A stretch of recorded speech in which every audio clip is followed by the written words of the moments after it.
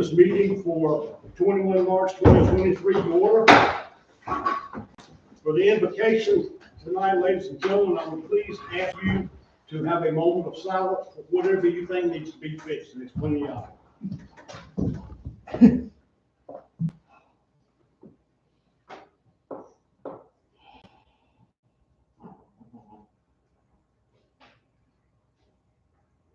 Thank you. Madam Pro Tem. I pledge allegiance to the flag of the United States of America and to the republic for which it stands, one nation, under God, indivisible, with liberty and justice for all.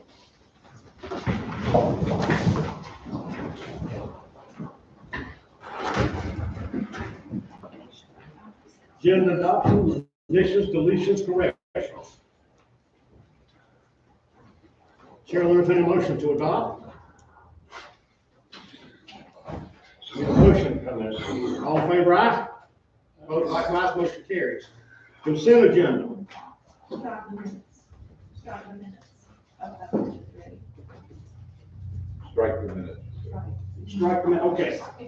That's what you want to add, strike the minutes.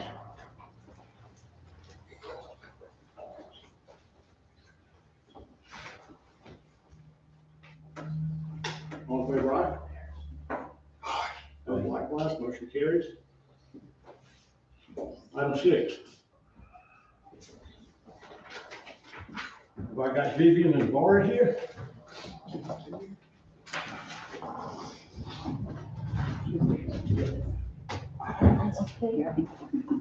Folks, you'll notice when I do this, I always get one or two women to stand up and make me look at it. Okay, resolution and appreciation of Green Blades Garden Club. Whereas in 1952, Evelyn Warrington and Margaret Sign Craig, along with 16 others, mainly the wives of Hatchville and Deering Milton Firm, met and established a new garden club. And whereas the Polk Garden Club's goal was to beautify their own gardens and other areas around Crown and Cook County. And whereas in 1954, plans for the Fine Arts Center were announced and the club became involved in landscaping by planting 2 southern magnolia grandiflora trees and placing a stone bench at the entrance along with decorating the lobby for Christmas each year.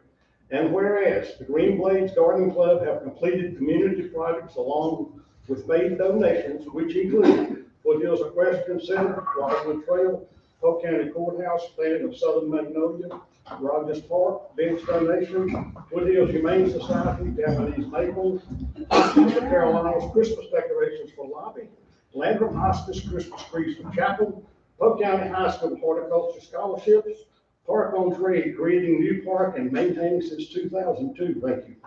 Polk County DSS, Christmas donation for foster children, Steps to Hope, family Christmas gifts, Halloween and Park on Trade, trick or treats. And whereas Callie Smith and Meg Bush and the Green Blades Garden Club presented a request to Prime Mayor Alan Peoples and Town Manager Jim Fatlin in July of 2002 to create a new park on the corner of Trade Street and West Howard Street, which the Trine Board of Commissioners approved on July 16th, 2002. And now therefore be resolved that the Trine Board of Commissioners does hereby appreciate the Green Blades Garden Club for the many contributions to Polk County and Trine. That the Trine Board of Commissioners sincerely appreciates the Green Blades Garden Club for creating and maintaining the Park on Trade as a wonderful amenity for all to enjoy. Approved the 21st day of March 2023. Thank you, ladies.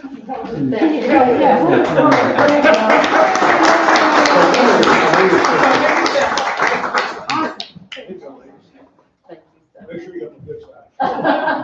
Thank you. It's our pleasure to always work with the town, and anytime that you need anything, we've got lots of master gardeners and we're at your disposal. So thank you for the support.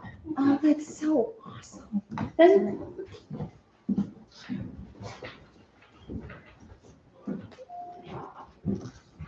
Item 7. Okay, before you have an ordinance for a text amendment. Last month, a little background on it, last month, public inquiries have been made about allowing for replacing a non-conforming sign with a duplicate Last month, we brought up before our planning board, they voted to not recommend what was presented to them last month. We brought it to you last month. We wanted it to go back to them with some changes or some modifications and clarifications.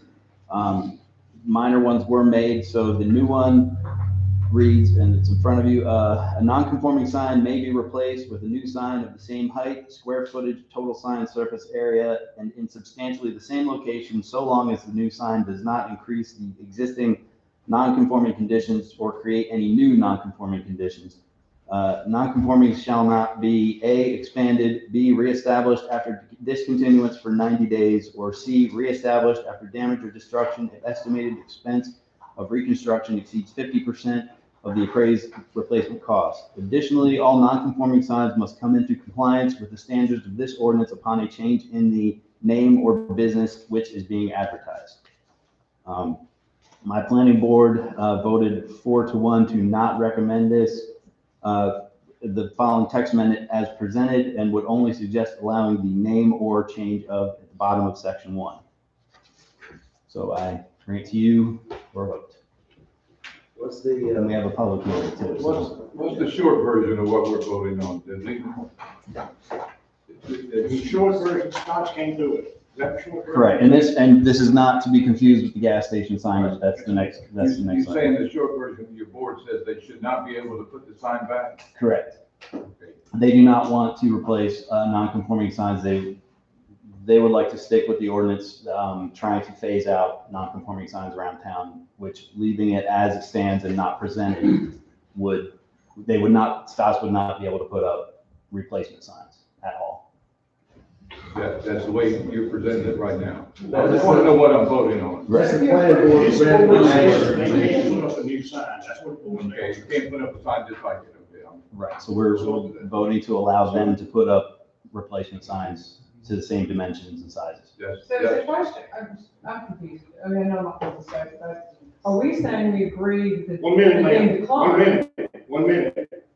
Identify yourself for the record. Oh, I'm Then sorry. you may speak. Okay, Claudia Adamson, and the question was, I'm trying to understand if it's already been declined, are you agreeing that it was declined, or are you saying it's approved? So my planning board, their role in this process is to recommend to this board. So they voted to not recommend it. That doesn't mean it's declined, but it goes to them and I tell them what the planning board, what their thoughts are on the subject, but they have the ultimate final vote on it. So if they say yes, it means it's declined, or if they say no, it means it's declined? If they vote to accept it as presented, then that means that that non-conforming signs can be replaced with exact duplicates.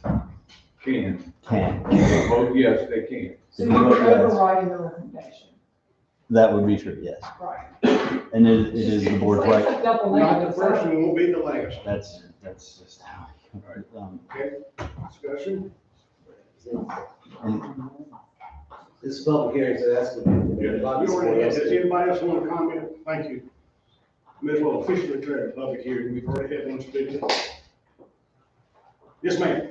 Joyce Kempton, I still don't understand, if they're recommending not do it, yet the town has the opportunity to go ahead and say it's okay to replace a non-conforming sign, what's the point of having an ordinance if you're not gonna make anybody stick to it?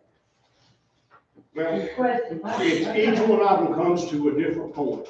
The sign that was there was very large, it was not appropriate. Several I was contacted for, I had a personal contact there. Somebody called the company, they changed it out to a sign size that we thought was acceptable. The new planning zone doesn't think that you'd be able to put that back up there. I have no problem putting it back up there. So you're talking, you're gonna allow a non-conforming sign to be replaced? Just It would like be the the sign that same was sign, there, it's yes. there, same size, same height. But I think what you're saying, I definitely agree, always said if there's a planning board that said 4-1, Yeah, but no, they- then you're overturning. This- They give recommendations, but we're. They give recommendations, we have the final say so. A lot of people don't like it, that's okay. That's why we get the big dollars. But why would you go against the 4-1 vote? Because I disagree with this, Claudia. I mean, I'm your neighbor, you know. But, so, I disagree with the board on that. I think that Stotts has been here longer than any of us probably in this room. They've been a good business. they've been a great business for this town, and I don't like to hinder them. Well, I mean, my question is, if Stotts moves out tomorrow and leaves the property vacant, does the sign have to come down? Yes, After 90 days? 90 days? yes. If it's not Stott's Ford, I mean, if it's not the Ford dealership, then it's a whole new ballgame. But this is the same owners. I mean, I just want to be sure we're telling the Stotts that if somebody crashes and knocks it over, they can put it back up. But if somebody else owns the property and they, That's a whole different thing. And I would like to go on record to say this is a long-standing issue. Because the sign is the present sign replaced, for those of you who were here then, was 80 feet tall. When you came around the curve, you could see Ford showed good faith. it. Let me clarify that further. That sign now sits outside of Atlanta off 85, the one that was here. That's how big it was. Why what would have caused the other committee to have a 4-1 against it? Why would that? It's fairly easy to say that people want to preserve and create, and we go along most of the time with what they say. We just happen to think this is not the right one. Okay. It's that simple. We are looking at a business sense. We are looking at something that sat there since 2002 or 2003, when I was one of the ones that got it changed, and it hadn't caused a problem. And there would be some people that voted on that board to be offended. I'm sorry, I don't get offended. I get to vote. And you guys get to vote me out at a certain amount of time. Well, I try to apply common sense is what I believe ought to be done. And this is what I think I'm gonna vote for, but I think I'm probably not gonna change. So, Is the sign the same as it was before, or just, it's not? it is exactly what they were ordering supposedly. We were told it's exactly what's there, except it's a new one. This one's been damaged. So basically, if we left them and didn't tell them to put a new one, they could go out and buy tape and fix it back and make it appropriate until we went in and said it's too ugly, you can't. So I'm sorry, folks, I call what we're gonna talk about here common sense. That's what I call it. There are some times that there are gray areas, but I don't see a gray one here. I really don't. Okay, go back over one more time for this. If we vote that one down, then he gets to keep the sign, or if we vote that one up, he keeps the sign. You approve this ordinance, they can replace it. Correct. Okay, They can replace it with approval of this. They can, yes. Okay, I want to make sure that was said 3 or 4 times in public. But sometimes word goes this way and this way. I know, I talk English. I know how to play the game. Okay, Chair will entertain a motion. Accept it. All in favor, aye? All opposed likewise? Motion carries. Okay, I'm gonna come out of closed session. We're gonna go to, you need anything else with that particular one? Not with Okay, that. then we're gonna go to number 7, text amendment about the gas station sign. And then as soon as you talk that, we're gonna consider it open for public comment. Okay. Okay. Okay, before you is an ordinance to, it's a text amendment for gas station signage. Public inquiries have been made about signage on fuel island canopies. Previous town manager requested that we, planning department investigate and make additions to the sign ordinances if feasible.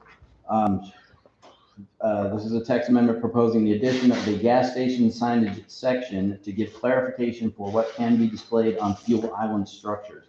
Another little history on this, as the previous text amendment, this was in front of both boards last month.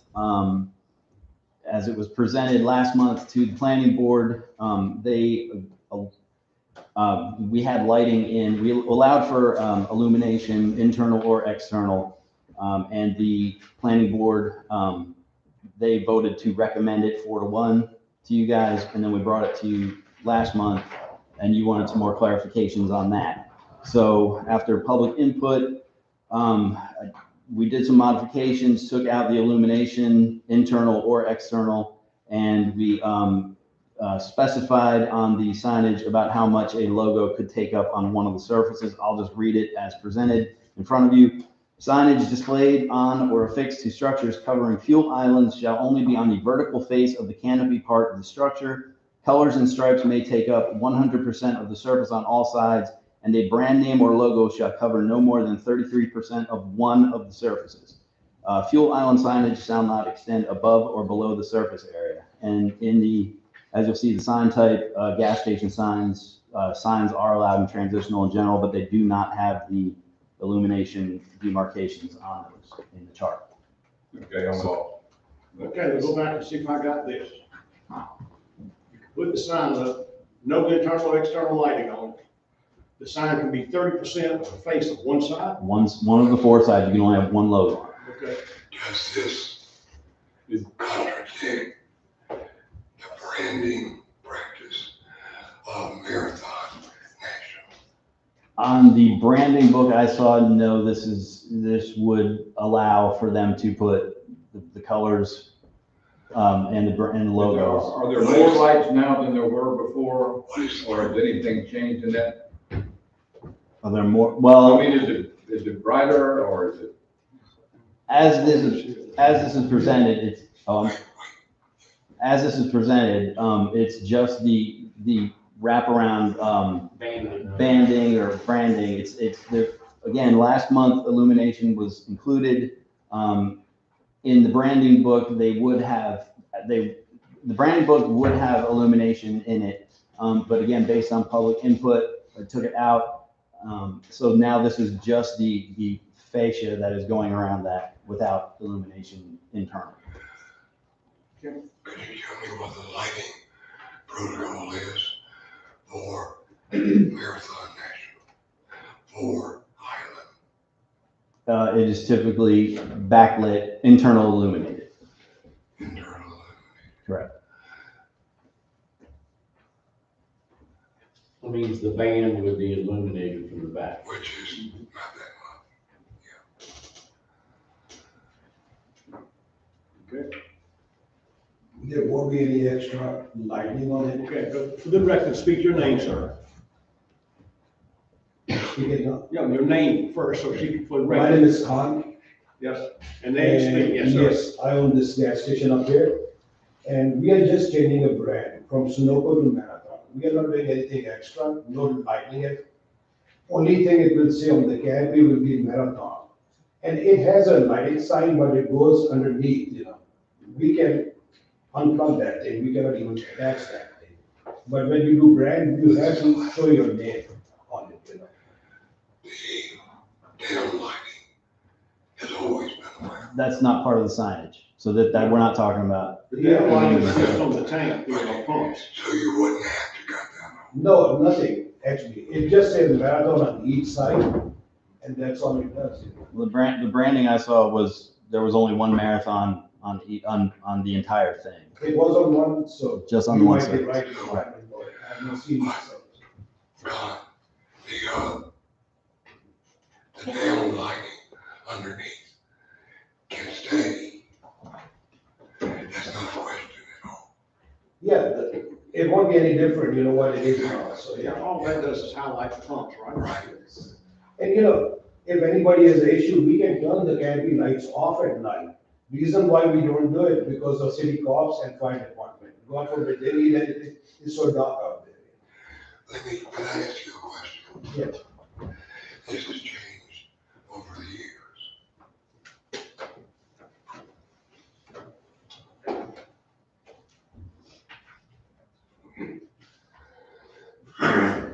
Rather than turning off the down lights over the island itself, is it possible to turn it off at night after a certain hour?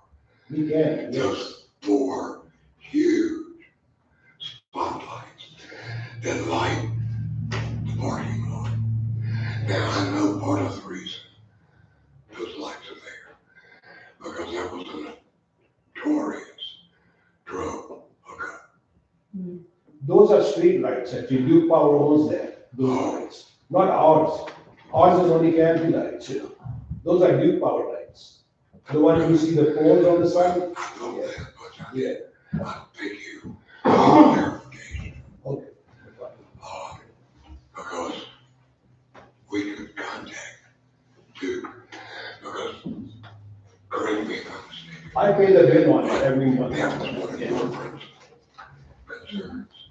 Is that not so? It's one of my concerns. One of them, Those canopy lights or the side street lights? the street light. It's more it's both at the timing. It's more about the timing, which you noted that. I can wait for you to. Yeah, I wish we could, I have I mean, access to it to cut it off, but we don't. That certain time at night, it automatically turns off and turn it on and gets off in the morning. The down lighting, frankly, I would not want to see turned off. Because otherwise, that corner will be pitch black. It would be helpful to have Duke Energy cut those more huge spotlights on. well, what they need to do is go with what's called night sky lighting. Yeah. I mean, you know, Joe Cooper sent everybody the ordinance, and it's something we really should be looking at for the future of this town. It would make you happy to have night sky. It would make migratory birds happy. Well, we have, two big shopping centers, IGA, Scott's, and the gas station that really need to be looking at night sky. And I appreciate the photographs, and because I'm something of a information freak, at 2:00 this morning, I went down to the spot and across the street and looked back. And I agree with you, it's too much light, especially shooting to the sky. Chris, as much as we did when Harry and I lived in Lynn and rented that big house, we got Duke Power to come out and spray part of one side of that. So basically nothing came out and it carried it back in. Carried it away from the bedroom, went back all the way.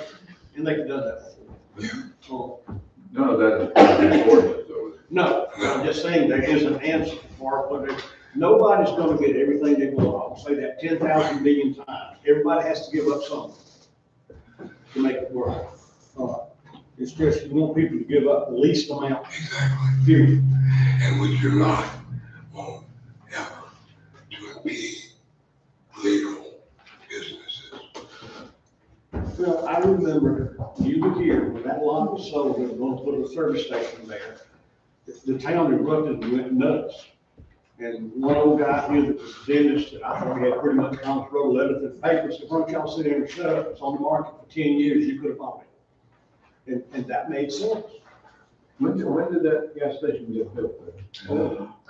I've been here Mid-eighties. 25 years, and it's been here. Probably about the time I bought my house, and I bought my house in 83. And whoever owned the corner of that corner lot where that oak tree was, sold that property to the developer and turned around and bought the lot across from the Fine Arts Center and Linear Library. That's how that became a park. Well, you know what used to be there, the funeral home Yeah. was there. Well, no, the funeral home was where the bank is. Yeah, No, it's No, it was where the bank is. Yeah, it was right there. That was a vacant lot forever. Yeah. Had a giant oak tree right in the middle We're of kind of it. getting off the subject, let's get back. Joe said it was a cat house. No Their comments. home was right here. No comments, She's going to might be too much information. Okay, we are now in a public hearing. Any other questions, comments, or thoughts? Yes, You ma'am. go, you go first, Jill. I did a little presentation, so I just want to walk through it. Well, it's nice to meet you. I mean, going back to, I haven't seen the branding book for Marathon, but, one of the points I make in this is the gas station is located in the transitional business district. And if you wanted to put a gas station there today, it's not allowed. Right? So I think that would be the spirit of which we would want to make some of these decisions. If you wouldn't even put a gas station there, would you want to expand too much on lighting or appearance? And the transitional business district forms kind of a gateway to Tryon, in my opinion, because you're pulling into town one direction, and the transitional business district on the other side of town is where you pull into town. And as we all know, these areas around here are growing so much that we definitely don't want Tryon to become a town that kind of falls prey to looking too modern, because that's one of our calling cards, is that it's historic and it's preserved and we go the extra mile. So I think just knowing that these two districts are important, so if we make a decision now, because it actually set a precedent for others. Then I move down to where the current lighting signs. So one of the things I want to relay is the current signs today don't comply under 4.95, and the current signs don't comply under 4.96, or 4.99, or 7.6. So the current state doesn't comply. Therefore, the future state wouldn't comply. And touching on the Brandy book, which I haven't looked at the actual Brandy book that may have been reviewed, but I can tell you that Marathon across the U.S. actually takes a lot of pride in historic cities, and they can often allow for there to be quite sympathetic signs to be developed, and they're quite proud of that. So I'm quite happy to call their marketing team or anybody else, but, and I don't want to cause financial chaos, but we're setting up a sign that we're probably going to look at for 20 years, or at least a decade. Those of us here have been looking at it for 30. Yeah, and Marathon is a U.S. company that's quite proud of preserving heritage. So, I mean, I don't know if we've asked the question, is there a sign that actually would be sympathetic to the balance of Tryon town planning that they would approve? Because my view is it would actually probably enhance the clientele that's going to the gas station, and you probably have more people stop. For example, the Bird Mountain little liquor store that's up there on the other side as you go out of going towards Landrum. A lot of it's become an Instagram thing where antique cars stop there and take pictures because it's so cute. Well, we're not going to have a lot of people stop to take pictures in front of this gas station. And I like the gas station being there. I bought the house across the street from it. But we're at this cross point where I think we could take a step back and say, if it's not financially punitive for the owner of the store, is there something we could come up with that looks a little bit more in keeping with the town? And then my last point is, it's really part of the lighting is, I know we've had different comments, there used to be drug dealing and all sorts going on there. But you could kind of make that argument about any shady corner of any town that there could be drug dealing going on, is that it's the welcoming part of town. And it looks like a spaceship at night, like at 2 or 3 o'clock in the morning, maybe the floodlights, but also the down, and you kind of mentioned it may be good for the police or the fire people to have access. I'm talking about the camping lights, Yeah. The other one, those that you. The ones that kind of come down. Yes, ma'am. Because one of the key reasons why that's a problem is because of most canopies at gas stations have a cover at the top. So if there's down lighting, it's going down. But that canopy has no cover. So the lighting that's supposed to go down actually goes up as well. And it's quite bright. And I've spent a lot of time doing my research, looking out the window, and not a lot of people are stopping to get gas at night. I tried all the lights, but I don't think so. They go up there at night with headlights, they go down the street. I think Yeah. at night, if you're driving by yourself, it's so dark around you. Well, if you come to my house at 2 o'clock in the morning, I'll let you sit in my master bedroom and look down. I would love to, Yes, come look at the house.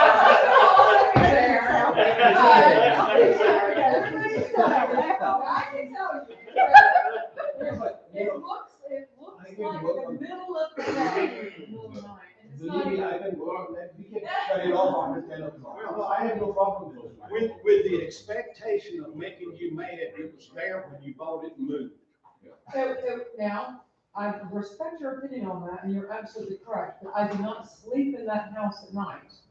And it's not a problem, I don't have an issue with the gas station during the day, I just said, I bought this house no one else across from the lovely gas station because we put it in there. And And it could be, but, you know, you can't see it at night when you go look at it during the day. And the guy in Dan Murphy, bless his soul, did not say, Claudia, you should know that it looks like a spaceship at night. So. Claudia, here's my issue with it, is that ever since I've been here, those exact lights, that exact amount of light has been here. So these zoning ordinances get put in place after the fact for the future. I respect that, but I'm trying to bring it to everybody's attention as well, is that the store's not even open, right? So one of the notices here says that lighting should not cause a nuisance to any adjoining or neighboring properties.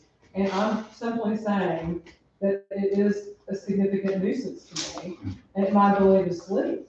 So if the business isn't even open, and other lights are not on in all businesses throughout Tryon, I don't know why it would be a problem to turn them off at night. Well, At 10 o'clock when it closes. You spoke of dark places could be an area for crime anywhere in the town, but it was history there of problems when it was dark.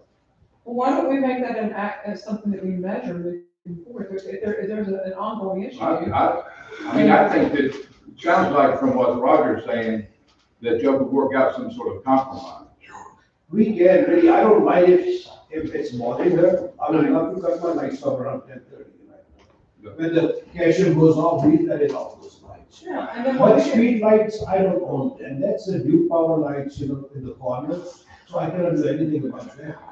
And then what we can do is, and I think this is maybe a separate action item, is I'm quite sure that back when this was agreed, there was a drug issue, it wasn't as easy to have, video cameras. I could put a video camera from my house to look at that station. If we start seeing transactions taking place, there's a way that we can address it without causing noise, light pollution. I agree. This is something, Roger seems to. We have transactions at night too, Some people, when they really need the gas, they come here. It's not hot.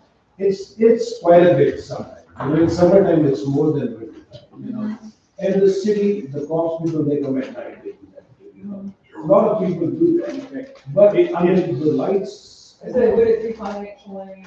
It will hurt us, but I will send you the bill every month, I can't. Sounds good. Because you know very well also, I can.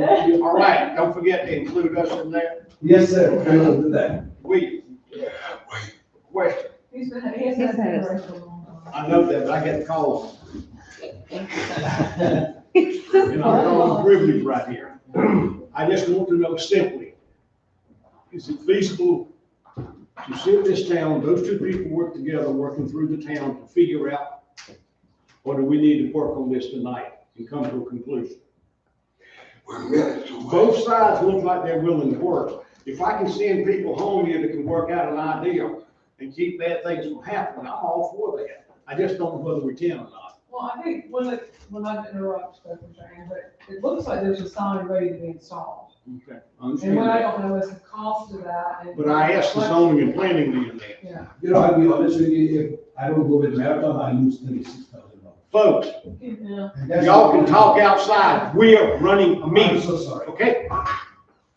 Sorry. We could, you could go ahead and approve this amendment, and we could still Okay. look at further amendments or agreements. Voice clarification. When the present sign was approved, it was conforming. It was conforming. Second point, there are dozens and dozens of recorded incidents of drug transaction on this block When? over the past 30 years. Okay. Is there been any in the last 20 years, 10 years? Try last year. Yeah. Were there any that took place anyplace else in the town? What goes on? Okay, that may not have anything, if there's transactions going on, then it's something that's a lot more.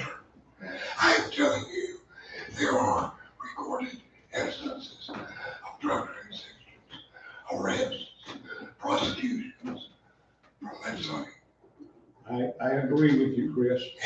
I've asked the question, and I'd like the legal answer here, and then these two people can work on it. What do you have to say? I applaud you for your research. It's not often people come well prepared, and you have. Thank you. That means you're welcome in this town. Could we, I don't know if I'll stay, but could we, allow I can't sleep, so. Roger to cut off the lights he's talking about, and we'll see how that helps things? And come back. All that's just, that's great, you can experiment with that, and they, Right here, we need to pass this one. yes, or not, but I see that as going beyond what's presented tonight. I would think that might remain unresolved is internal light on the canopy. I mean, as it's presented, he cannot have. You can't do it, that's the way this is presented. But he just said he didn't need the So, lights on. Mr. Mayor, Yes, sir. I got it off lights from the light, okay? We'll see how it goes, but my main concern is marathon, and marathon has no lights. So, is that covered in here? Yeah, Okay. so I want to see how many will be happy with me to you guys. Meet me at 2 a.m. down there. I live in Spartanburg, it'll be hard for me to meet you there. All right, let's move on. I wanna, so the sign manufacturer did say something about, what about we put up the sign, marathon sign with internal illumination, just never turn on the lights. I said if those lights go on, that's a violation, if we do not pass it with light. So this is my question to you, and you need to render an opinion.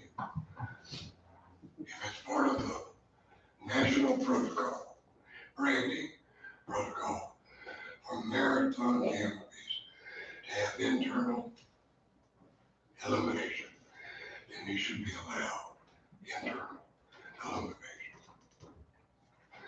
Whether he uses it or not. Well, I kind of disagree with that, other than, because the businesses can't tell us what kind of lighting they put. Yeah, I mean, you can go ahead and install it, just don't wire it up. That way it can't be turned on. Right. One wire.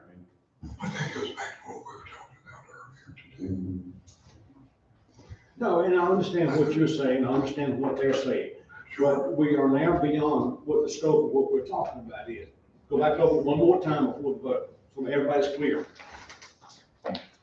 You just want me to read? Okay, we can generally, they can put up their plastic stretch signs, whatever that is. Mhm. Okay. What else? 30% of one side Yes. can have a logo and a brand name. And there will be, as it stands, it cannot be lit up. Do we need to clarify, cannot have any kind of internal illumination components, or? You just can't, the way it is, it doesn't matter if could be made operational or not, I mean, you might revisit that, he would already have it in. Because he can come back and ask for a variance to cut the switch on. You can have a sign variance, yes. Okay. But No, and I understand what Chris is saying. If they put it there and they cut it on, then we find them. Right. But he has the option of coming back to the zoning board, that's for a new amendment, requesting a textual amendment. yes, Yes. That amendment then comes to us that's correct, for approval or denial. yes, correct. So, and I think that's acceptable. I think that. Yeah. Cheryl will entertain a motion to adopt as presented by the zoning. Close the public hearing first, this is a matter of Oh, order. excuse me, you're right. And if you're done, Close the public hearing. And now the vote. So moved. So moved. All in favor, aye? Aye. All opposed likewise? Okay, motion carries. And don't cut the light on. Don't cut the light off? Claudia, before you run out,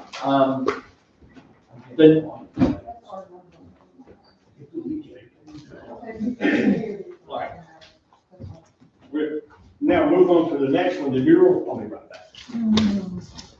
Thank you.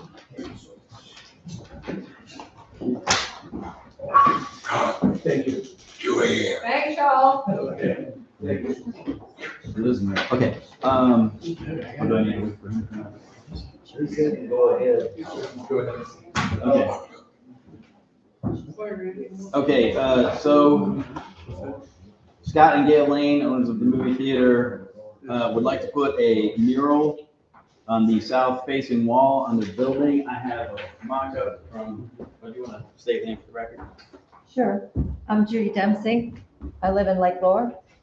I'm new to North Carolina. So they are going to, they want to do this film strip on the side, on the top side of the top black one, right? Of facing south, and it's gonna be the film strip without the popcorn and like a mountain view on the back. I don't know if you'd like to expand on that. I have a picture to give you. It's just a, This is on the black wall. yes, but not the whole black wall. Just part of it. You can see the picture up here. It's two pieces of a wall, just the main part that you see, and then I'm gonna blend it off so it won't be harsh. And I put the try-on horse inside the movie theater. That way it combines the movie theater with the city. You know, I want you to do as well. 4 panels, 4 commissioners. They just, let's see here, just to give you an idea, I can show you, just a simple, to use the color that's already on the building and make it blend in the back behind the movie theater. They told me after I had done the rendering, so I just wanted you all to see. It's just a simple graphic. Okay, just a simple graphic behind that instead of. Okay.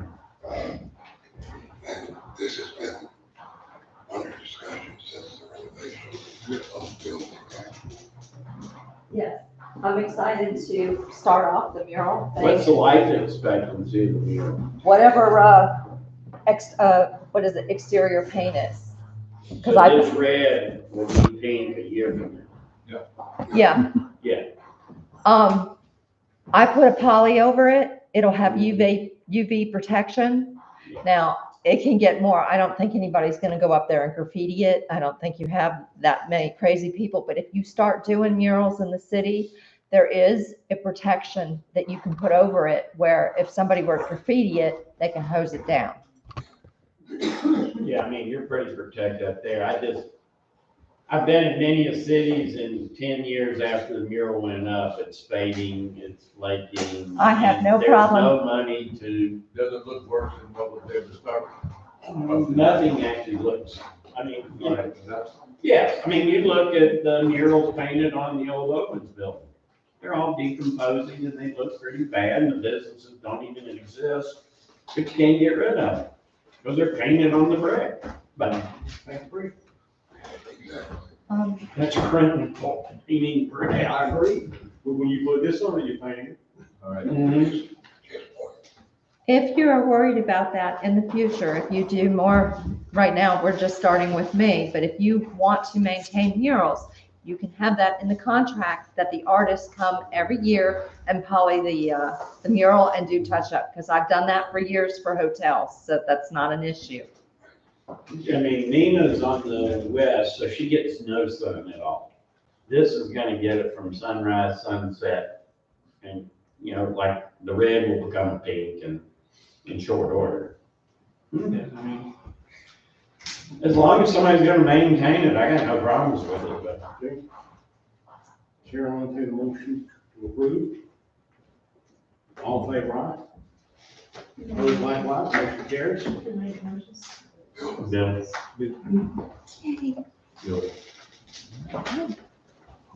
Order presentation, because how much money we have. We've got David Phillips here from the audit firm to make a presentation for the audit report. Ending 2/30.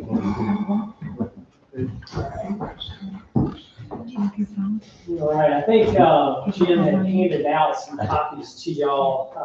They're white copies. We're still waiting on a few things from the local government commission to kind of wrap up. But as soon as we get those items settled, we'll submit it. And then we'll print them in the green, the the formal type link. But if you don't mind, I thought we would walk through the PowerPoint. I hope that you each have a copy of it. Remember, the hope is on the PowerPoint, we summarize and hit the key points so that we don't have to go through the real thick financial statement. So if you don't mind, we'll walk through this. On the bottom, Insist you go through this.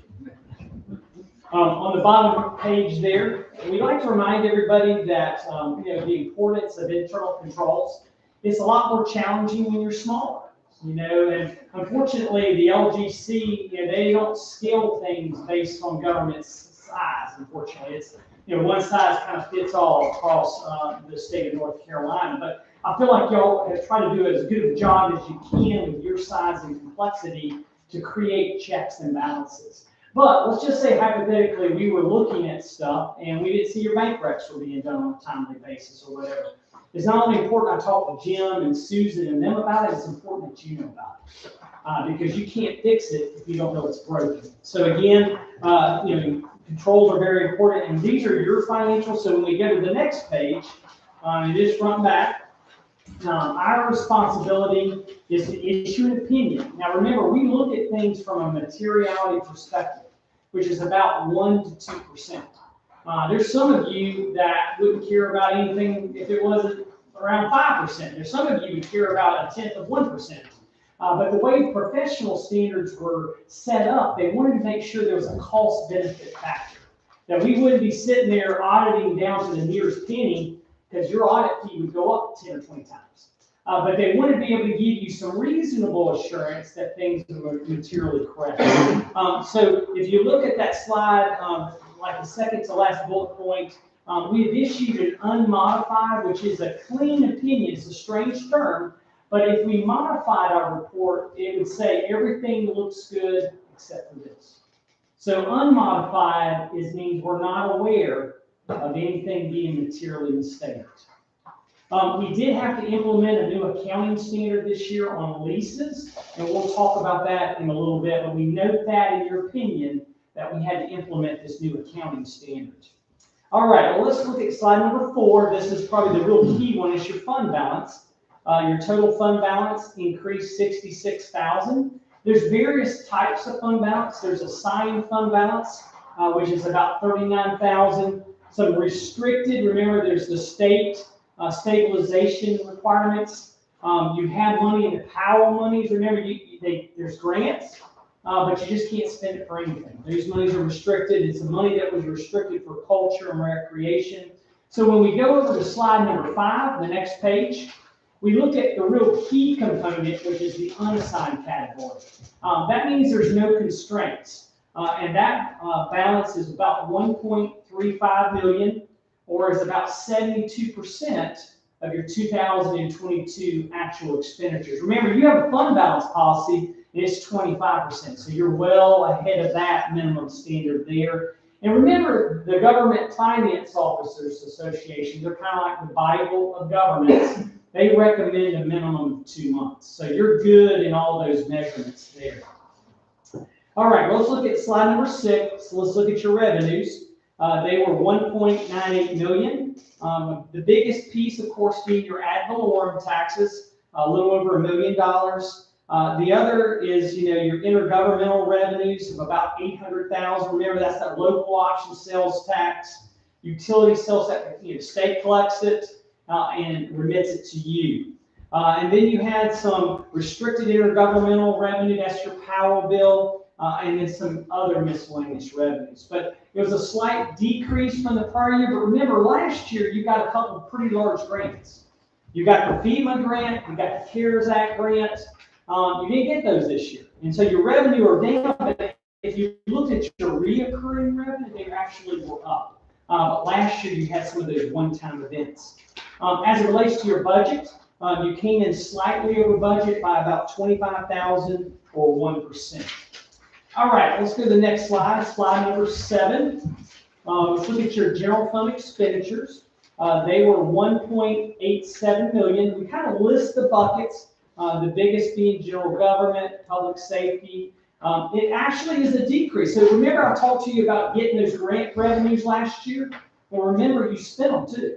That made a one-time blip. So your revenues blipped up, your expenditures blipped up, they kind of blip back down now because you're not having those one-time costs. The main reason there is, remember, we had a good bit more capital outlay last year. Remember that culvert repair? That was big. That's big dollars. And that's what lifted up last year, made it higher than it was this year. Now, remember, going against that, of course, is you constantly have benefit wage pressures.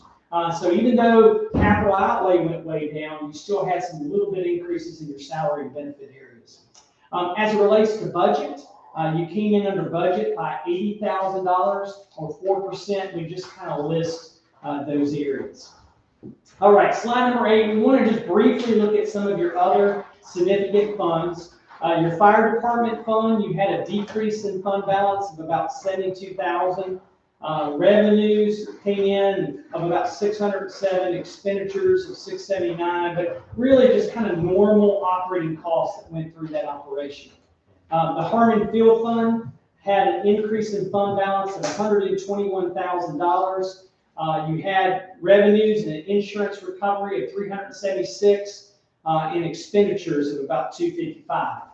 ARPA, that's the real big change now. Remember, we didn't show that in the general fund. So what the state of North Carolina recommended, you set up a separate fund, and it's called the ARPA fund, and we recognized $257,000 of revenue. Remember, y'all approved some amendments to the budget for this, and that money got transferred over to the water and sewer fund for future needs there. So that's kind of a one-time, but remember, you should get some more this coming year in that same area. Now, what you choose to do with it, that's up to you. All right, next page, slide number 9. The water and sewer fund had an increase in fund balance of about $434,000. Part of that, remember, is that transfer in. Remember the ARPA funds, which was about $260,000. The rest was just, good, decent operating performance there. Remember, the fund that has struggled some has been the sanitation fund.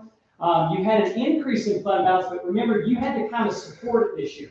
You transferred in about $147,000. I think Jim has been spending a lot of time looking at that activity, trying to figure out ways to improve it. And he's already noticed that there's some costs there that should probably be allocated a little bit better to some of your normal street operations and not all be charged to sanitation, because some of those, the staff only work on it maybe 3 days a week, and 2 days are really being used for street. And so they're going to look at trying to charge it to where those people are actually working for the whole week instead of all going against sanitation. So just let you know, he's looking at that. But the hope is with that, and maybe if that is not enough, looking at a slight rate increase, we can bring that back so it's kind of sustaining itself.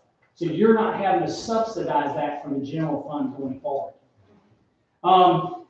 Let's go to the next slide. Let's look briefly at slide number 10. Let's look at your capital assets. You had a total balance of $9.3 million.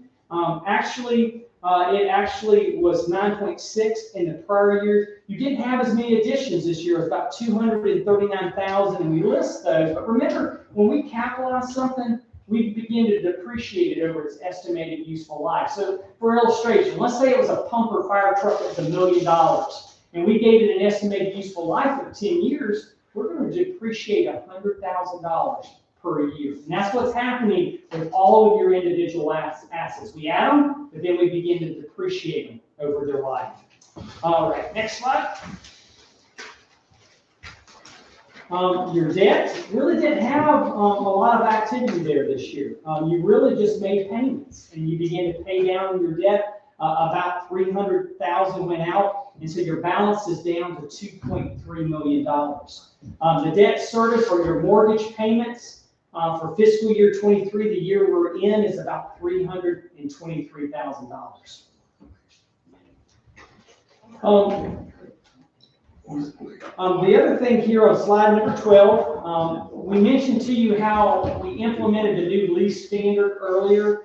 The way that impacted you, remember you have a concession stand lease. And so we had to record if it's a significant long-term lease. Well, this is one where we had to set up a receivable and a deferred inflow of revenue over time. That was the only one that was significant. You have some postage meters, you have some copiers, stuff like that, but they just were not significant. On the bottom of 12 next year, the GASB, which is the Governmental Accounting Standards Board, they want to treat long-term IT arrangements the same way. So if you enter into a long-term accounting software or just software or IT arrangement, they want you to record it like debt. Hey, I've got this liability. I'm going to have to pay someone a certain amount over time. And I want it to set up a right to use asset.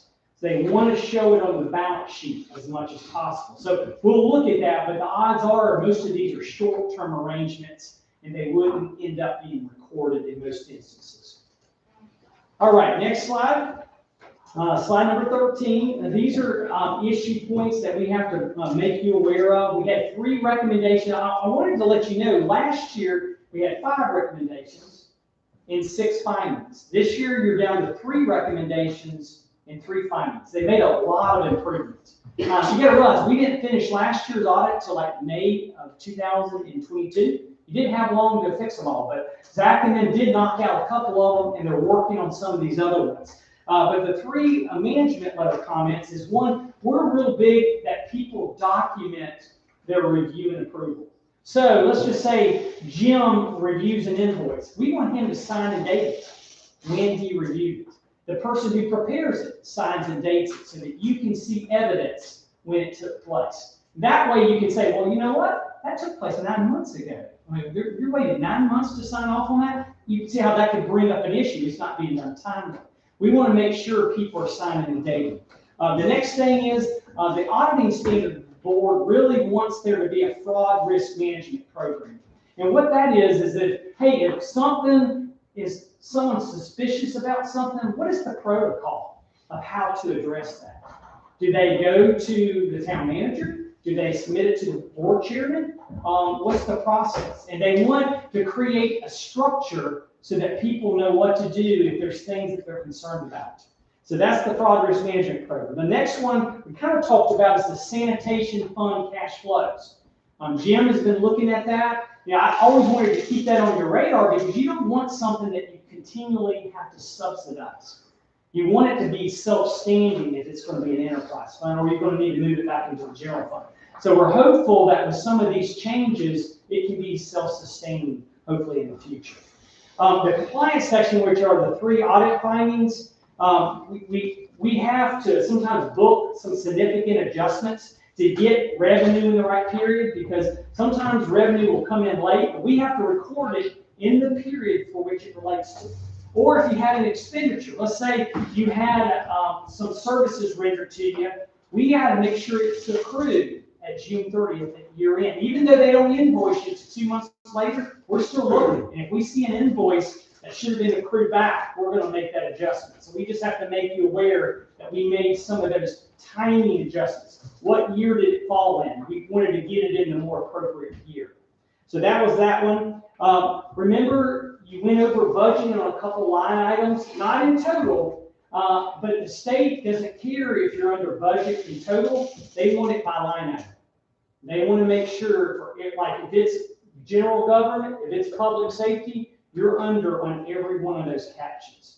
And if you're over on one of those, we have to report that. So that's kind of what item number 2, that the state periodic requirements. You want to make sure someone has, when an invoice is given or a purchase order, you're trying to decide if you can purchase it, someone needs to go make sure they're checking the budget.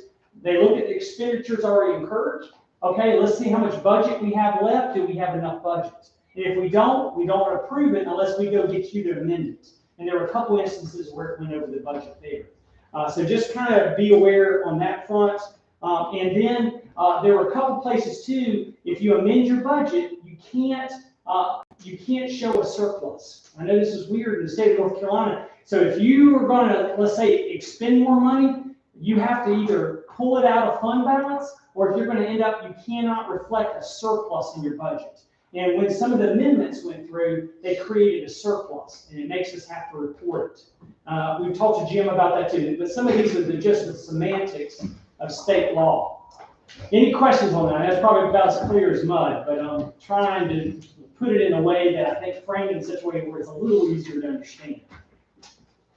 Okay. I understand it, I don't agree with all that. I understand. Because we keep getting dinged anytime for something that we didn't cause. Right.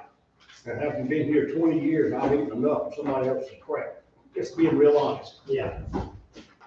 All right, the last slide, number 14, again, just a reminder, unmodified opinion, that's a good thing. Good financial condition, and y'all have a contract accountant that's helping. We really have seen a lot of progress. The bad thing is the state of North Carolina doesn't look at things by size. And you're held to a very high standard like the city of Charlotte. And I just don't always think it's doable for small governments. I really feel like they should give smaller governments a longer window, but that's not my call. That's how they do it. There is a discussion in Raleigh of making small ones maybe every other year. Ah. There has been, I think it's kind of a quiet back room because people are figuring out that towns our size, there are 50 or 6 of us on the bad list right now. Right. And there's only one that's been really bad. Let me just tell you this, folks. Take two seconds, a little more. When we hired Jim in 2002, this town was 1.6 million in the red. In the last 8 to 10 years, we've had over $1 million, and we've been inspected, cussed, blessed, and everything else more than we were. We were 1.6 in the red. Right, I get it. As I said, good work. Yeah. Yeah, well, I just want to say, I really feel like you've made a lot of progress. And I know it doesn't get you off their radar right now, but I do feel like you've trimmed down and been working on some of those issues, and it's gotten better. So, I just wanted to add to, Susan and I met for 2 hours with David and his staff to go over the audit. And the budget amendment is later on the agenda, reflects part of that discussion. I moved 52,000 out of sanitation like you shared with the council. And then two of the parts that seems a little weird is the budget's got to be balanced. And so that $52,000, I had to add the savings to equipment repair or line item, so it would show a balanced budget. But when the audit gets done, it's going to show revenue greater than expenditures on the actual. So that's where you'll see the good news. But the budget, like you said, you can't just budget surplus. So you have to increase line item. they want you to plug it somewhere. Well, I don't want to say that word. And David, I think you a whole lot appreciate it because we know you don't make these guidelines. Right. That's made somewhere in a dark Well, room. to your point, in South Carolina now, there's a law they're looking at. If you're under a certain size, they're not going to require an audit anymore. They're going to allow you to do a compilation and review, because sometimes these little towns, the audit fee was as almost, a fourth of their revenue. That don't make any sense either. But yeah, I don't know where North Carolina will end up on that. So. And we did, when I came here in January, I sent an email to Sharon Edmondson at the Local Government Commission. Then also too, I had mentioned to her I wanted to get us to the audit report tonight. And there's a couple of things that they needed, which were on their staff. But we sent them an email, log it in, that we're ready to go, and Sharon sent an email back to us. I got another call today about what I need to do next. Another thing we got to do is jump through some more hoops. Yeah. Anyway, we're on the same page as LGC at this moment in time, so. I can change the motion, sir. Okay, thank you. Thank you very much. As well, audit contract. Jim? Also, too, as you're getting an auditor these days, it's tougher and tougher. This audit firm here has notified the town that they can no longer do the audit for next year. And the audit extension for this year was not caused by your staff here. They had a staffing problem at their firm. And so that extension was approved by this board last month. So we went out for an RFQ, and we have a firm we'd like to recommend, RHCPA, out of Greenville, North Carolina. They've agreed to the audit. I contacted several other firms, and they were struggling again with staffing issues. And so rather than wait another month trying to find some of the terms. We're already into March, only a few months away from closing the books. And so the sooner we get a new auditor picked, so they can get ready and do some pre-work and so forth. What does it cost us for these? 34,000. What was it about the first year you came? 15? It was, I was sort of shocked to see how things, but it's been 15 years. But a lot of compliance, and one thing I was gonna talk to David about is, they have this new, GASB on how to count for leases. And so the only long-term lease the town has is the lease at Harmon Field. And the extra time involved was probably greater than the cost of getting the rent off that concession stand. He said, Jim, is there any way you can get it to be a 12-month lease? But I did talk to the concession, up there last week, and the dilemma they've got is they want to make some investment. Yes. And so the long-term lease is the correct answer. It does require extra work from the auditors. Well, the original lease was supposed to be 3 years. Anything over 12 months is considered long-term. And also too, if you have an option to renew, that meets the definition of long-term. You have to be 12 months, with no strings attached, and you want to do the lease requirement. But not too many people want to do a long-term lease if they make any significant lease on improvements. He was wanting, because I talked with him, he wanted a 3-year contract, 1-year renewables to go up each year. Which requires that new GASB rule New GASB to apply. And we'll have it again next year. Okay. You approve, a motion to approve the CPA, which is RH. CPA for price of 30, Let me get the exact number.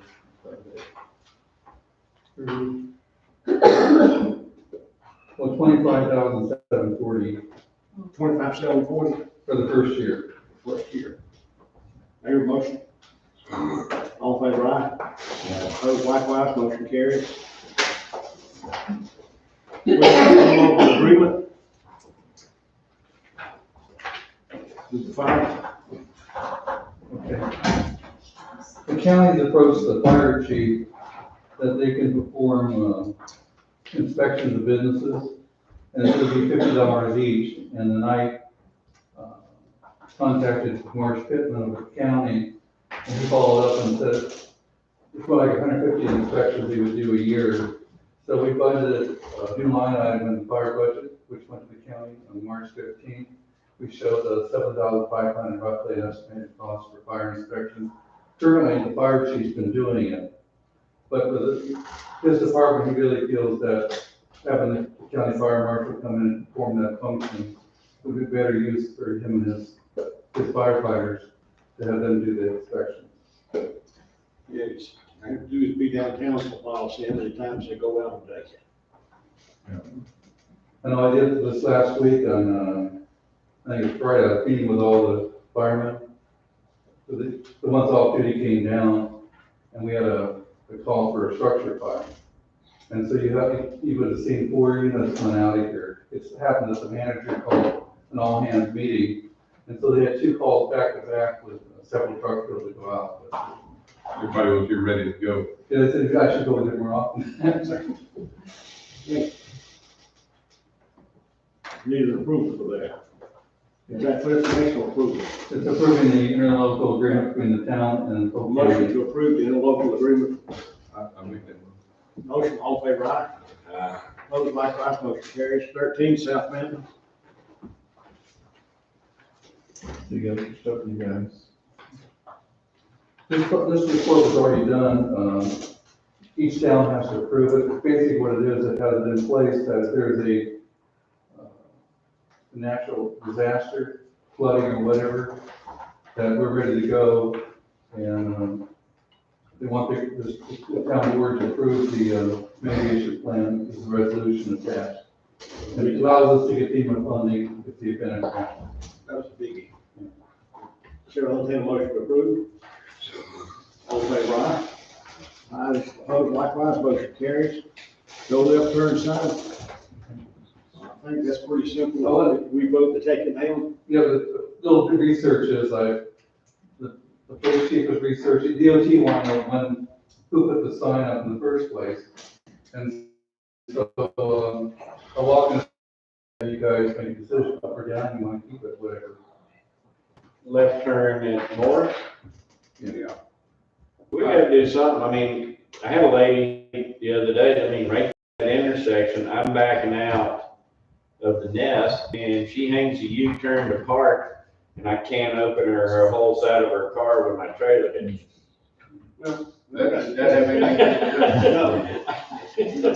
Luckily, I didn't get a scratch on my truck, so she went home sad. The sign's not up now, right? You're right. You know, the sign is, it needs to be taken down. Either vote to keep it up or vote to take it down. Yes. I'll vote. Thank you. Okay, you have a motion to take it down, all those in favor, aye? Motion. So that means you can make a left turn there? Yes. Yes. You can go down the way or wherever. Okay, have a yes, I have a yes. I'm not really a big fan of taking a left in that entrance, I mean, you stop traffic, trying to take a left. I guess Bill and I together, Bill Crow and I together. Okay, but I'm gonna vote to take it down, I'll break the tie. It's number 7 in 20 years. Very happy. Motion carries. Well, I took the other one. Arrested. Citizens are right, yes. Item 15, budget amendment number 4, Jim. Okay. I knew you were trying to keep me out of jail. I know that this amendment, hit several funds, but I'm in the process of preparing next year's budget. And I noticed some of the line items in various budgets were running over. And also Dave Phillips identified 2 areas where the town has not created a budget on, like the cultural and recreation one. The budget adopted in, for June of last year didn't have a budget for it. But yet you're spending money there, like Roger Park and stuff like that, so that will help fix this budget now. The sanitation fund, which we outlined earlier, has now been fixed to match what really goes on. And then also too, there was in the general fund, for example, Citizens Share would be a health reimbursement program where the councils work with the town employees on some of the medical bills, but nothing was budgeted. And then what Susan basically said that they didn't know what the budget would be, so they put 0. The problem with that is we got expenditures happening, so we have to amend the budget to cover that. And so when you get your budget presented on May 16th, it's going to be an amended budget that makes sense compared to next year's budget. And then one thing too I've noticed here, a lot of the department heads weren't really actively involved in the budget process in prior years. They are very active right now. They turned all their budgets in to me a week ago. And I'll be going through those. And then I'm recommending on May 26th, I believe, that the mayor and the council and the town department heads and I sit around the same table. And we've reserved the depot building. There's no charge for it. Just for us to have one big meeting, and you can ask financial questions, non-financial questions of the department heads about why do we do this, why don't we do this. So I think it'll be a very healthy discussion this year, because the budget, the way I look at it, it's not just the town board's budget, it's the budget of the entire town, how we work together, and the employees here to carry out the plan that is adopted. And so I just think it'd be a much more healthier discussion this year, a more complete budget, and asking for things like priorities and how we're gonna get them all done. But is there any questions about the budget specifically? Okay, do you have number 4 yet? This is our 4th budget amendment for the year. I did one last month for Harmon Field. And when we did on the Harmon Field budget last month, it showed like a healthy fund balance in the Harmon Field budget last year after the audit. 108,000 of that was that insurance settlement money that came in before year end. So it made the town look better than it actually was. And that's being spent down as they get the building repaired. Chair will entertain a motion to adopt budget amendment number 4, as presented by the manager. Motion, all in favor, aye. All opposed, likewise, motion carries. Item 16, RFQ for the engineering services. I mentioned to you, in February meeting, that when the town went out last year to do an RFQ for engineering services, it was sent out about Thanksgiving time with a due date just before Christmas. Only one firm responded. So when I contacted other firms, they brought that up that we didn't have the staff to respond to client requests. So I sent out an RFP to 6 firms, 3 responded. And my recommendation is that we basically approve all 3 and staff can go through and look at the expertise of each one. And because Withers Ravenel is a great engineering firm. They're doing Braybrook Sewer, which is a big project, 2.6 million. But I've got a project right now, for example, on relocation of a water line. I don't need a high-priced engineer to over-design the thing. And I need to get somebody who can do things quicker. And so I think having some small firms helping us can be more responsive. And even our employees have been frustrated because they haven't an engineer to go to for help. A lot of the stuff just shouldn't get done. And I think we need to get more responsive to our community on some of these water line relocations or whatever. And for example, like over at Pinecrest, there's a homeowner over there that wants to do a garage apartment for their daughter. Have an engineer take a look at it and recommend it. So one engineering firm I called up gave us the specs for like a sewer pump, even though they're not in a contract. They just, our staff didn't have an engineer to go to. They will have tomorrow morning if you decide to support this recommendation. Chair, entertain a motion to adopt those 3. Give us the names of those 3. Withers Ravenel. They were hired by the council in December. McGill, which is a large engineering firm of water. Summit Engineering Group, which is a small firm out of South Carolina. Summit Engineering Group of North Carolina. They have an office not too far from us. And STG Engineering, which has done work for other small towns, including Lake Lure. And they get high marks as well. Chair, entertain a motion. All in favor, aye. All likewise, motion carries. This Minimum housing. That's why I say that if we're not doing any work for the town, you're not paying any money for it. It's just gonna be a purchase order type thing as needed. Minimum housing, Cleveland properties that were burned down last month. The owners are still coordinating with each other to complete the cleanup at one time, at the same time, so all the grading and everything can be done. I'm collecting quotes for the cleanup in the meantime. If it's not completed within next month or so, the town will clean it up and place a lien on those properties. 161 Peak Street, the owner was sent the paperwork with the finding of facts and code violations and has under 2 months to clean that up. We will pursue test burning that property as well. If it does not, which it's going to be next to, if it isn't already impossible to fix up. Shepherd Street, I still need to confirm the state of the foreclosure and make contact with the owners or the heirs of that property. I'll give you a phone number. Okay, that'd be great. And then Howard Street, the owner contacted me and said it was boarded up on the inside, but I'm still going to request an inspection just to get in there and make sure everything's not molded over and everything. So got a couple wheels in motion on those. So that's my report. Question? Here, item 18, TDDA update. She's in play. Yeah, she's up at the orchard. And she attended the Main Street conference, so she wants to give her report back next month. And she wanted to meet with me tomorrow to go over some of the ideas that she heard there and put things to share. Okay, 19, manager's report. A couple things, just follow up that my office has been in contact with the State House Member Jake Johnson, as well as our new state senator, Moffett.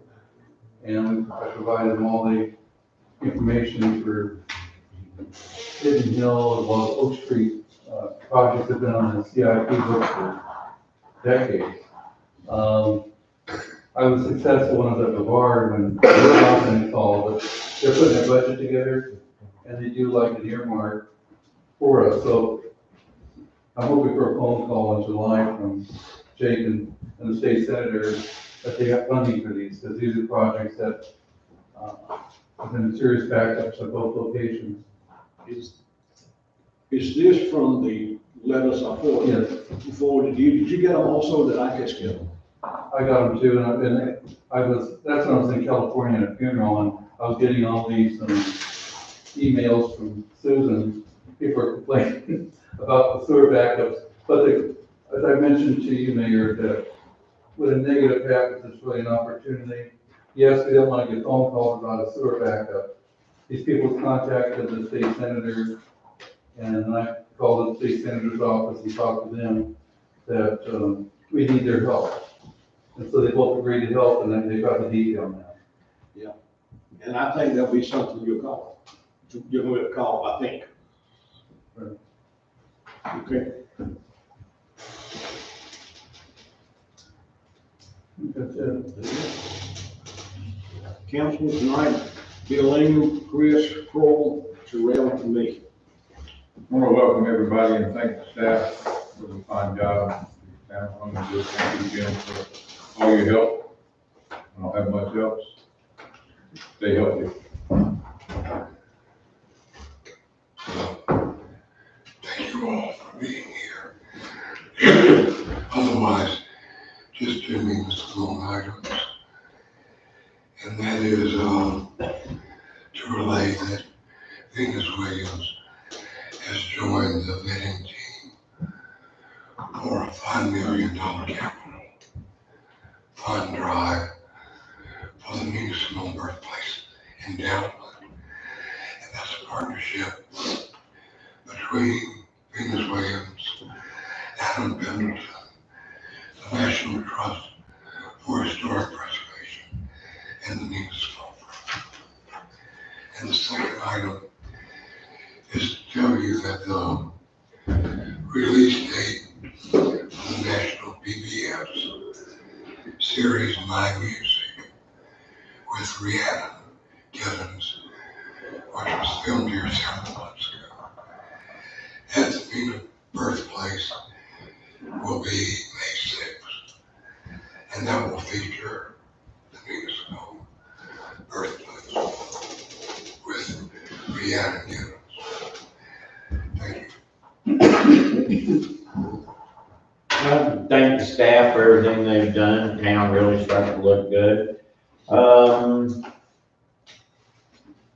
I really would like to get some of these street lights repaired, and because it's dark. I mean, I sit up on my shop porch at night and it's dark on Trade Street. Once you cross the yellow line on foot, you're in the shadows. We'll look down at the Sunoco. Yeah, I know. But what we need is big mirrors and beam it back up this way. I think we all were at the Conservative Carolina meeting. You weren't there? I was Friday. I was in the home. But anyway, it was a great meeting. Anybody got a check for 28 million? We can get the trails moving forward real quick. But they come to an agreement with the railroad, and so, yeah, we're gonna move forward. I'd like to thank you all for coming tonight. I think this has been a pretty excellent meeting myself, a lot of information, good information. I was going to congratulate Chris on the NINA progress, and I know that he's not the only one who's had their hands in that, but, I know him personally, so I'll kind of start with him. Congratulations. And quite a few citizens have come up to me, and they're nothing but compliments for having Jim here. Thank you for reinstating this Jim. And as I see it, citizens seem to appreciate your signing on, trying. As Bill said, everybody stay safe, take care of yourselves and each other, and I think we're gonna be okay. You're right. Tonight, I'm glad I live in my little corner of heaven. And we'll go to citizens' comments. I know you have something, sir. You've been waiting patiently. Thank you. Good to see you. So my name is Greg Meyer, I'm with the Appearance Commission here in Polk County. And yesterday, I met with Jerry Seidenquist and the mayor regarding getting a matching grant for the Tryon Cemetery.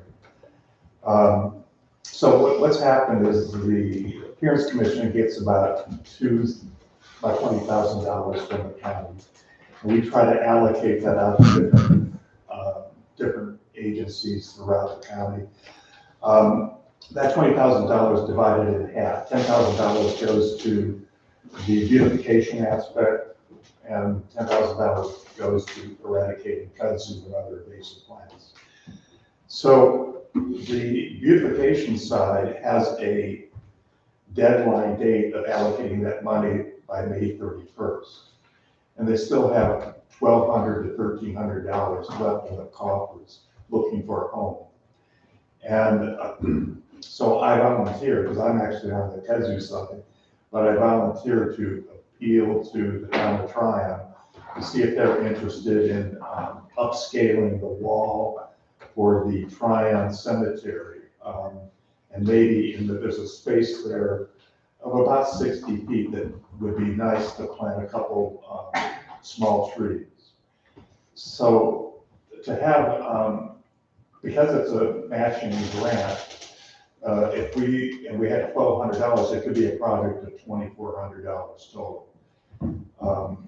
That's assuming that you guys agree to matching with $1,200 of your own money.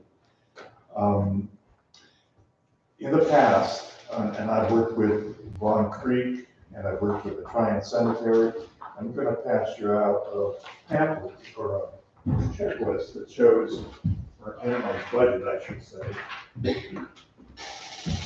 While he's doing that, let me tell you that I met the cemetery committee yesterday. The cemetery committee voted to ask the town to put our part in. Oh, Mayor, I'd suggest, can you add to the agenda tonight, and I'll find the $1,200 for matching, because the deadline is on the corner. Yeah, so you gotta agree to add to the agenda. Yeah. Need a motion to amend the agenda and add. Let him finish doing that. You got what you wanted. Oh, okay. So I don't want to lose 30 days' time by coming back next month and give agreeable now. So I can go ahead and tell Jerry to. Well, they vote on it. Oh, okay. We'll add that to the agenda, and we'll make it 21A to approve $1,200 to be given to the beautification committee as our match to work at the cemetery. Right. Okay. Okay. All in favor, aye? Opposed likewise, motion carries. Okay. Now it's to add it, right? Yeah, vote to approve. You did it all one You way. raised it. Oh, I got it. Because you have it correct that it's been added. The vote to do the amendment, and then vote on it. Yeah, and that's appropriate. All in favor, aye? Aye. Opposed likewise, motion carries. Okay, thanks very much. Thank you, sir. Okay. Randall. Okay, well, just a quick thing, one I like what the Vulcan traffic light in my neighborhood is located on Cleveland Road. It's the number is 1G6F40. You got that, chief? I do. Yeah, okay. And also, second of all, is there any way like when you got a second outhouse in Ziegler Park? Separate porta john or something like that. Water body in Ziegler Park, that's what I mean. A separate porta potty. Second, Second porta potty. Which part? Ziegler Park, Oh, Ziegler. yeah. There was two down there. Yeah, I know, I just know what happened to the second one in the water, you know, my, Okay, did you look into that, sir? Also too, I want to add that, I ordered benches for Bryan Park. right, You mentioned that at our first meeting. oh, yes, They're gonna be delivered, April 3rd. yeah. They're heavy-duty metal attractive benches, replacing the old wood ones that fell apart here. Okay. Yes, sir. Steve King, just wanted to find out, I live adjacent to the property that's called Adam Millis, or the, Barnett Mill Building, and it's getting worse and worse, and I noticed in the paper a couple of weeks ago, that it went on tax, lien. It's being foreclosed. It's being foreclosed. Unless someone comes in before that date and pays it off. Is it a Well, tax foreclosure or bank foreclosure? I thought it was a tax foreclosure. Anyway, it's in foreclosure. It is in It's what we read, it's in the paper, but I can't remember which one it was, whether it was bank or tax, but I thought it was tax. Is that owed to Tryon or the county or who? If it's sold, it would be sold to the highest bidder.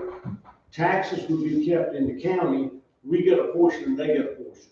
That's all I can tell you, based on what it's sold for. So they hadn't paid their taxes to the town for a number of years?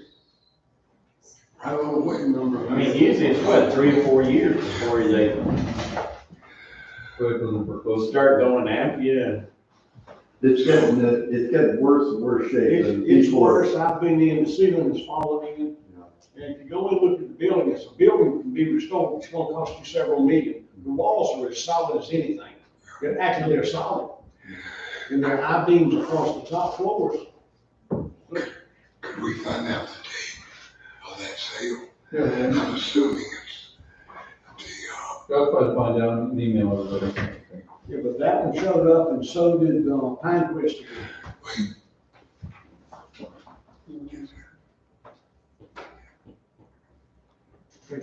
You ready to? You got a So question? you just share. What's his application? Oh, I think he said somebody bought the pine tree. Okay. I hope it's my friend. Okay. Thank you. I hope somebody said,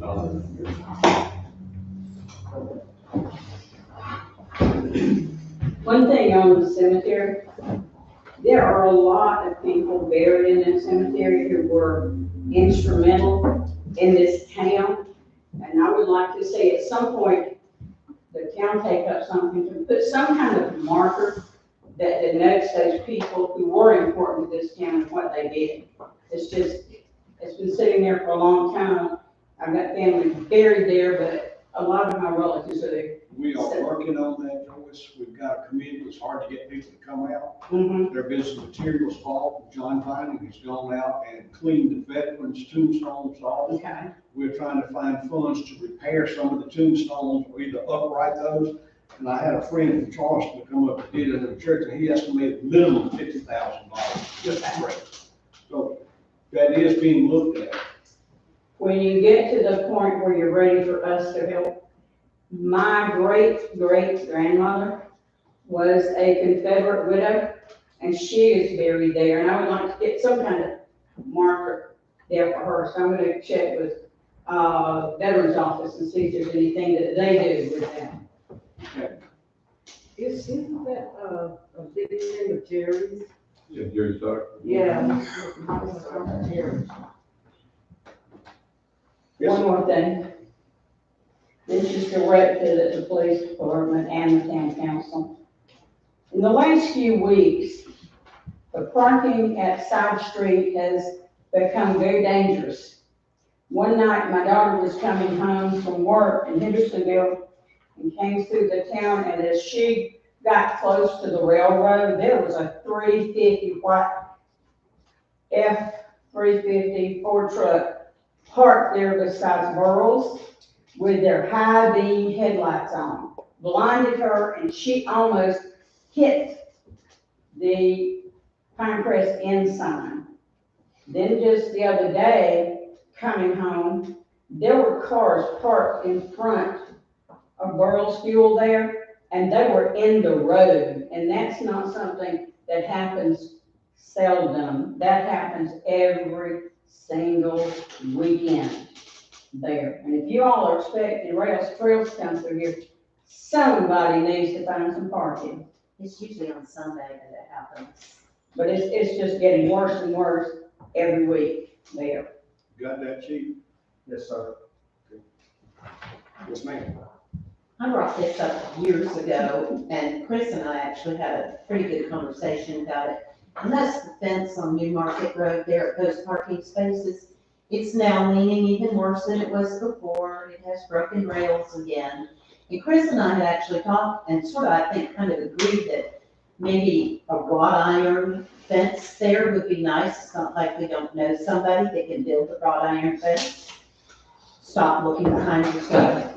And I thought maybe right in the center of it, it would be nice with the town seal.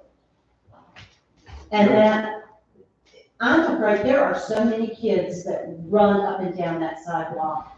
And I watched Super Saturday, I watched them and they were, and that fence is not stable. So. Yeah, we talked about that before too. We just Yeah, kinda I dropped mean, it. I brought it up years ago, because Chris took a walk up there to actually look at We could get somebody to give us an estimate. it. Yeah, Bill, Kroll. Good.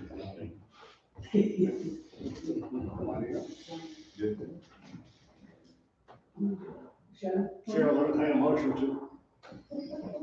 I have just one more thing.